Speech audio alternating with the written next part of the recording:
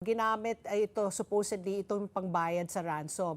Number one, yung pag sinabi po natin na cryptocurrency yung pinangbayad, as in, is this as good as cash? Is it something that you can use to trade? Is there kumbaga, or everything has to be also digital?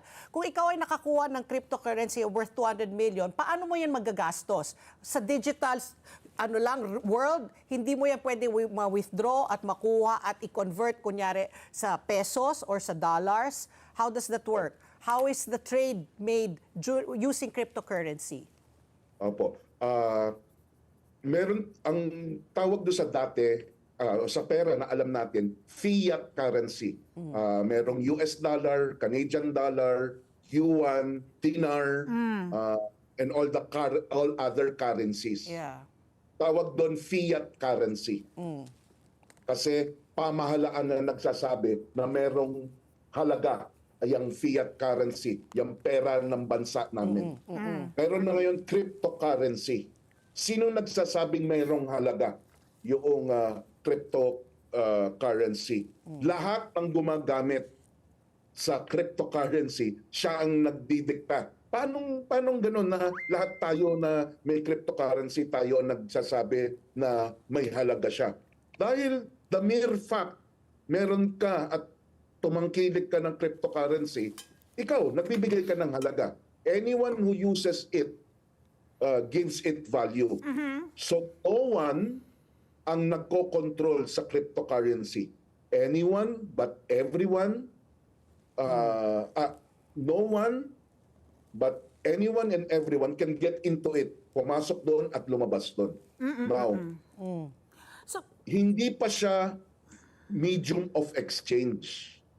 Hindi pa siya gawang pampalit dahil wala pa ho tayong nakikitang kapihan na tatanggap cryptocurrency, or kung meron one, hindi malawakan ang pagtanggap ng cryptocurrency. Oh. Hindi pa ho na po. Pag Yeah. pumunta tayo ng mall, di ba, ngayon nang nauumpisa pa lang wallet transaction apps. Yung mga GCash, Maya, GoTime. Yeah. Kung pa lang ang natatanggap ngayon eh. Pero miski na po yung mga transaction app, nanggaling siya sa fiat currency, Yeah. pinasok mo dun sa wallet mo. Correct. Sa GCash, Maya, GoTime, yung mga ginagamit ngayon. Ganon din po sa cryptocurrency. Yung peso mo, kailangan mong dalhin sa isang crypto exchange para yung peso mo, papasok mo dun sa wallet mo sa crypto exchange, at pag nandun na yung peso mo sa crypto exchange wallet mo, pwede mo nang palit at a press of an enter to Bitcoin or other cryptocurrencies.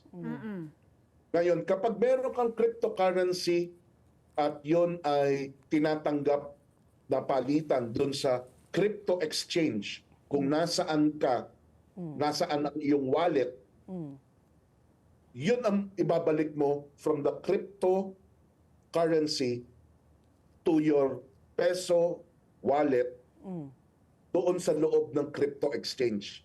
Banggitin ko po yung mga crypto exchange na mga legal. Coins.ph, baka narinig nyo na po yun. Coins.ph, Binance, and etc. Yung miski na walang nagko-control sa taas, baba, halaga ng cryptocurrency, Bangko Sentral ng Pilipinas nire-regulate, binabantayan, ginagabayan ang mamamayan at binabantayan yung crypto exchange na lisensyado nila dito sa Pilipinas, tulad ng Coins.ph. Ang GCash, meron na rin siyang crypto exchange sa loob ng kanyang ang GCash. transaction app. Oo. Parang kasi yung awareness nga ng marami sa atin, no, kami, na yung sinasabi mo, kasi may mga bansa talaga na katulad nung paggamit natin ng GCash dito, pag yun nga, sinabi mo, cup of coffee, you can go, let's say in Ecuador, even like Ecuador, na hindi naman talagang first world, na parang they're promoting na yung parang in the same way na yung GCash natin, di ba, ang pambayad mo, pagpunta mo, kukuhanan mo yung QR code, tapos mababawasan yung GCash load mo. Opo. Pero ito, lalagyan mo rin ng pera yung GCash mo, lalagyan mo ng load, tapos you use it pambayad. Ganon yung ginagawa ng cryptocurrency sa ibang bansa. At sa atin, parang meron tayong limited number na parang ATM, na BTM, cryptocurrency, pero ATM, pero meron na sa Pilipinas. So, we're getting there. Ngayon, ang tanong ko ngayon, yung sa binanggit mo na it started kasi ayaw na ito. Let's do away with the banks. No? Kasi bawat transaction mo may fee ang bangko. So ito peer-to-peer, 'di ba? Peer-to-peer, kayo-kayo. Walang central bank. So walang regulation. Supposedly sa atin parang nagulat ako, ang central bank pala regulates. So which is against Yung parang exchange, ma'am. Yung exchange. yung exchange lang. So parang hindi ba nakakatakot 'yun? Kasi parang ang ano mo, gusto mo may bangko kasi may kung alam mo, namomonitor mo, may passbook ka and all that.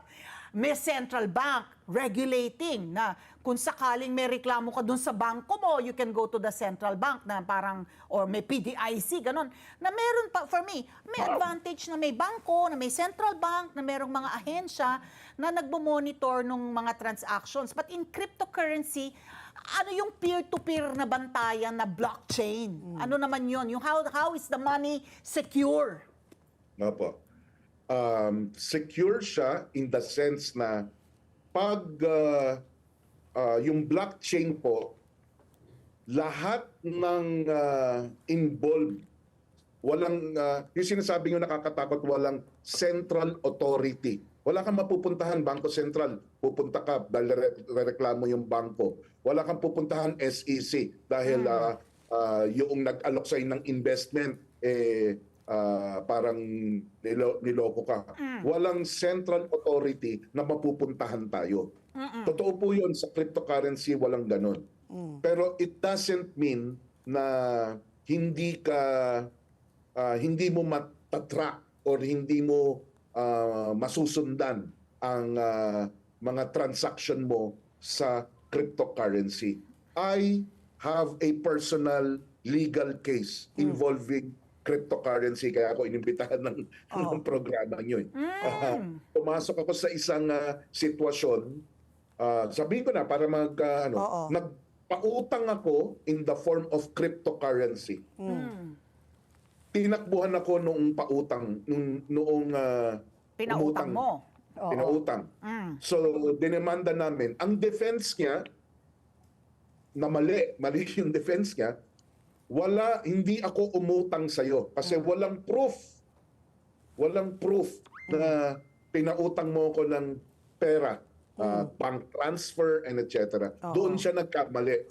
Kasi merong acceptable proof, which is yung record sa blockchain na permanent, hindi mo mapapalitan, etc. May nakita, miski na hindi nakita na from Arman Benko doon sa tao, lumipat yung pera, ano siya tawag nila, wallet address. At pinakita ko lang na yung wallet address ko ay galing sa akin.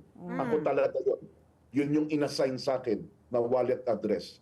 Pumunta dito sa wallet address na to at ang proof na ito na doon sa kanya yon, yung pinautang ko, yung communication niya sa akin na dito mo sa wallet address na ito ipadala.